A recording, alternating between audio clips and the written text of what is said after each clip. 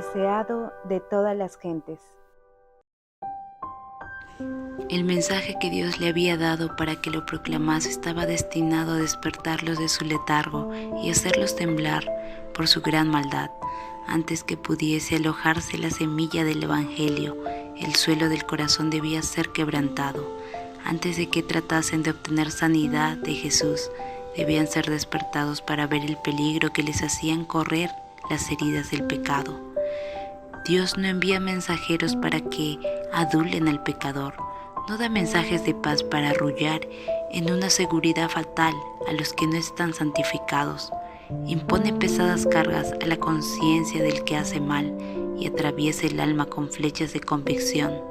Los ángeles ministradores le presentan los temibles juicios de Dios para ahondar el sentido de su necesidad e impulsarle a clamar: ¿qué debo hacer para ser salvo? Entonces la mano que humilló en el polvo levanta el penitente, la voz que reprendió el pecado y avergonzó el orgullo y la ambición, pregunta con la más tierna simpatía: ¿qué quieres que te haga? Cuando comenzó el ministerio de Juan, la nación estaba en una condición de excitación y descontento rayana en la revolución. Al desaparecer Arquelao, Judea había caído directamente bajo el dominio de Roma. La tiranía y la extorsión de los gobernantes romanos y sus resueltos esfuerzos para introducir las costumbres y los símbolos paganos encendieron la rebelión, que fue apagada en la sangre de miles de los más valientes de Israel. Todo esto intensificó el odio nacional contra Roma y aumentó el anhelo de ser libertados de su poder. En medio de las discordias y las luchas, se oyó una voz procedente del desierto, una voz sorprendente y austera, aunque llena de esperanza: arrepentíos, que el reino de los cielos se ha acercado. Con un poder nuevo y extraño, conmovía a la gente.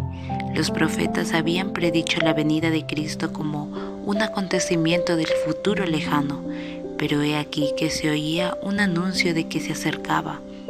El aspecto singular de Juan hacía recordar a sus oyentes los antiguos videntes. En sus modales e indumentaria se asemejaba al profeta Elías, con el espíritu y poder de Elías. Denunciaba la corrupción nacional y reprendía los pecados prevalecientes. Sus palabras eran claras, directas y convincentes. Muchos creían que era uno de los profetas que había resucitado de los muertos. Toda la nación se conmovió, muchedumbres acudieron al desierto. Juan proclamaba la venida del Mesías e invitaba al pueblo a arrepentirse. Como símbolo de la purificación del pecado, bautizaba en las aguas del Jordán. Así, mediante una lección objetiva muy significativa, declaraba que todos los que querían formar parte del pueblo elegido de Dios estaban contaminados por el pecado y que sin la purificación del corazón y de la vida no podrían tener parte en el reino del Mesías. Príncipes y rabinos, soldados, publicanos y campesinos acudían a oír al profeta. Por un tiempo, la solemne amonestación de Dios los alarmó. Muchos fueron inducidos a arrepentirse y recibieron el bautismo. Personas de todas las clases sociales se sometieron al requerimiento del Bautista a fin de participar del reino que anunciaba. Muchos de los escribas y fariseos vinieron confesando sus pecados y pidiendo el bautismo. Se habían ensalzado como mejores que los otros hombres y habían inducido a la gente a tener una alta opinión de su piedad. Ahora se desenmascaraban los culpables secretos de su vida. Pero el Espíritu Santo hizo comprender a Juan que muchos de estos hombres no tenían verdadera convicción del pecado. Eran oportunistas, como amigos del profeta, esperaban hallar favor ante el príncipe venidero y pensaban fortalecer su influencia sobre el pueblo al recibir el bautismo de manos de este joven maestro popular. Juan les hizo frente con la abrumadora pregunta: «Oh generación de víboras, ¿quién os enseñó a huir de la ira que vendrá? Haced pues frutos dignos de arrepentimiento, y no comencéis a decir en vosotros mismos: tenemos a Abraham por padre, Porque os digo que puede Dios, aún de estas piedras, levantar hijos a Abraham. Los judíos habían interpretado erróneamente la promesa de Dios de favorecer eternamente a Israel. Así ha dicho Jehová, que da el sol para la luz del día, las leyes de la luna y de las estrellas para la luz de la noche, que parte la mar y braman sus ondas. Jehová de los ejércitos es su nombre. Si estas leyes faltaren delante de mí, dice Jehová, también la simiente de Israel faltará para no ser nación delante de mí todos los días.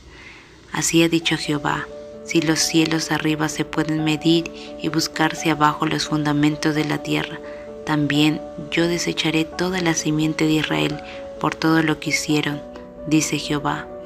Los judíos consideraban que su descendencia natural de Abraham les daba derecho a esta promesa, pero pasaban por alto las condiciones que Dios había especificado.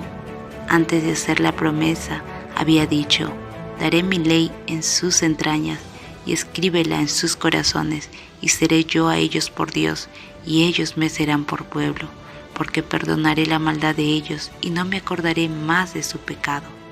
El favor de Dios se asegura a aquellos en cuyo corazón está escrita su ley. Son uno con Él.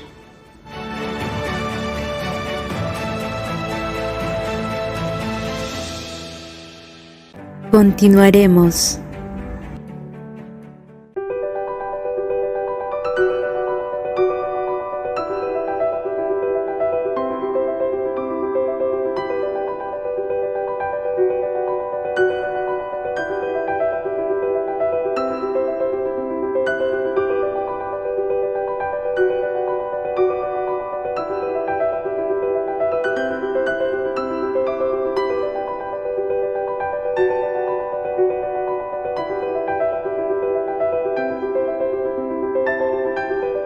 El deseado de todas las gentes.